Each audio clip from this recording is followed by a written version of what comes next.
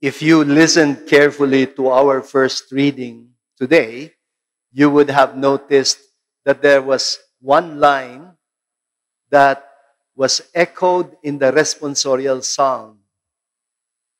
It is one of the reasons why the church has remained courageous in the face of persecution for the past 2,000 years of history. And the line that I'm talking about is taken from Revelations 15, verse 3. It says, "Great and wonderful are your works, Lord, mighty God." And why do I think that this line is very important?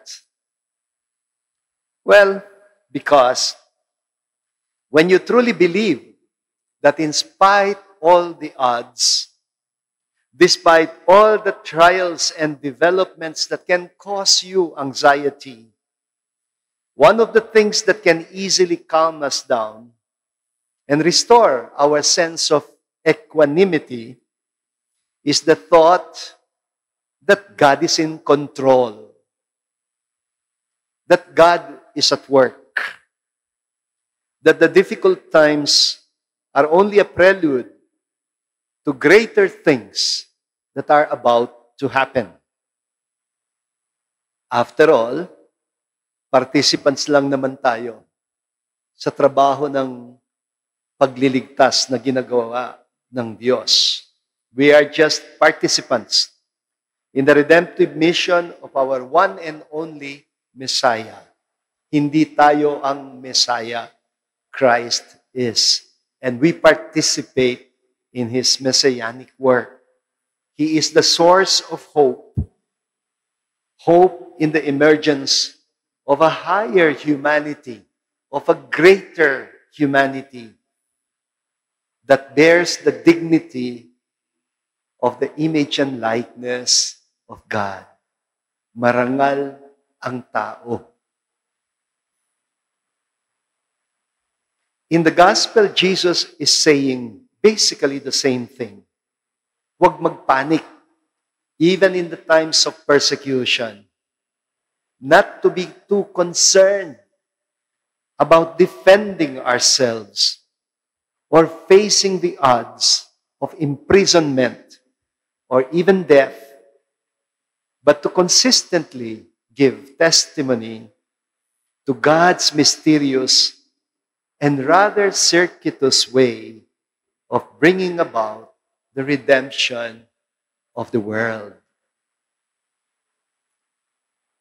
Ang ganda ng timing ng bisita natin ngayong gabi.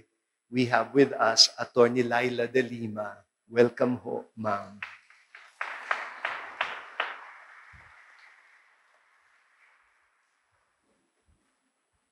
She did not know that her visit coincides with Red Wednesday.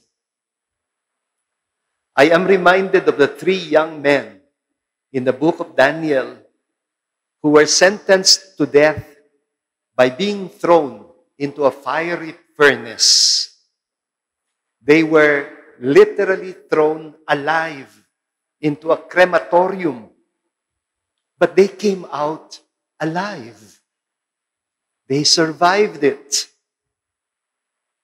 The writer tells us that an angel of the Lord accompanied the 3 young men, Hananiah, Azariah, and Mishael, inside the huge oven and made the oven fireproof.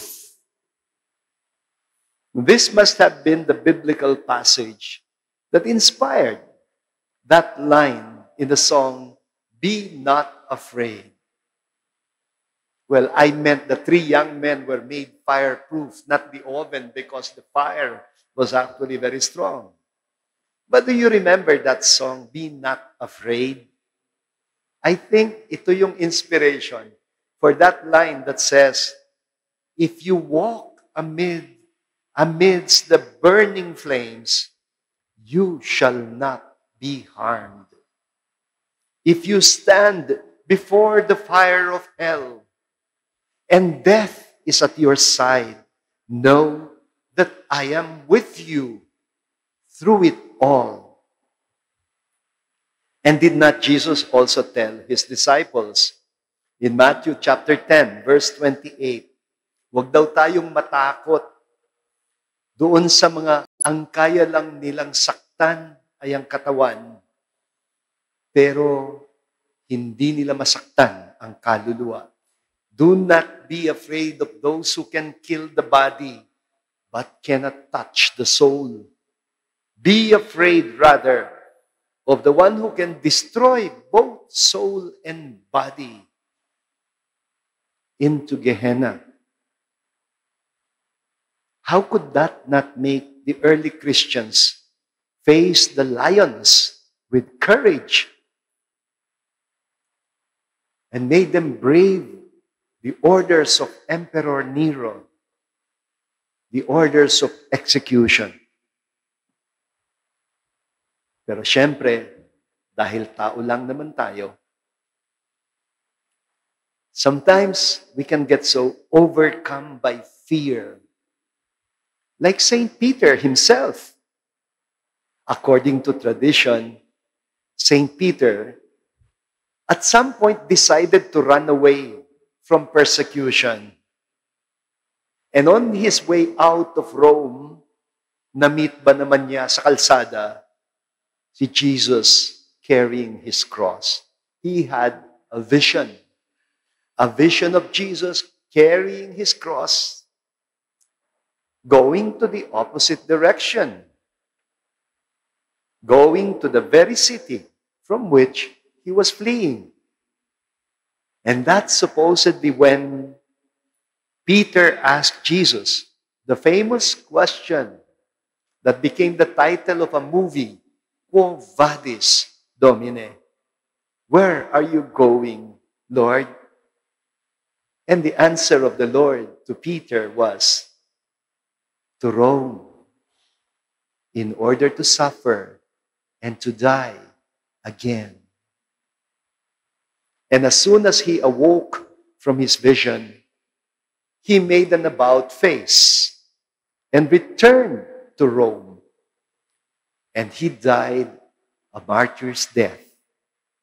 He was crucified upside down. Why is participation in the passion and death of Christ so essential for salvation? And my simple answer to that is because the salvation that God desires is redemption. Sa Tagalog, pagtubos. Ito yung most challenging about the Christian faith.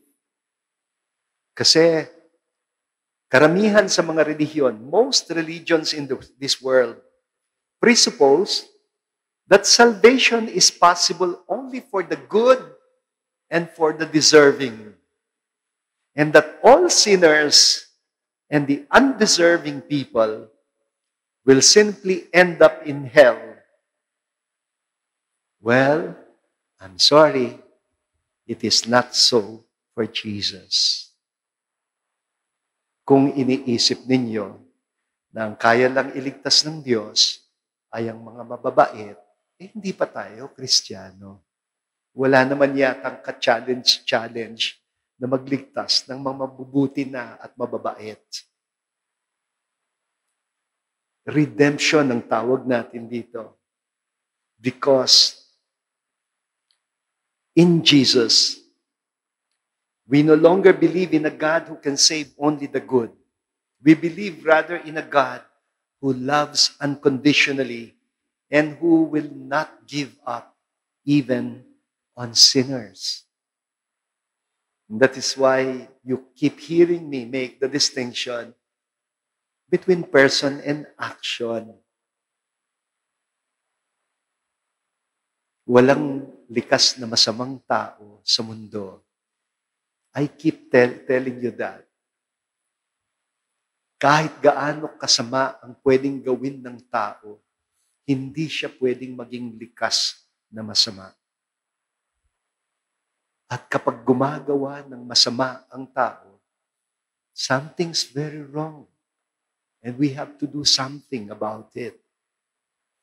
We don't give up because we believe in the God who intends the salvation of all. The option for redemption is the way of the cross. It is the way of total self-emptying. It is the readiness to go down to hell if necessary in order to defeat Satan and to allow mercy to triumph over justice. No wonder St. Paul said, "Now I rejoice in my sufferings for your sake. And in my flesh, I am filling up what is lacking in the afflictions of Christ and on behalf of his body, which is the church." Dear brothers and sisters, if we unite our sufferings and our deaths with that of Jesus Christ, then we will never suffer and die in vain. Then we participate in his work of redemption until the coming of the fullness of the reign of God.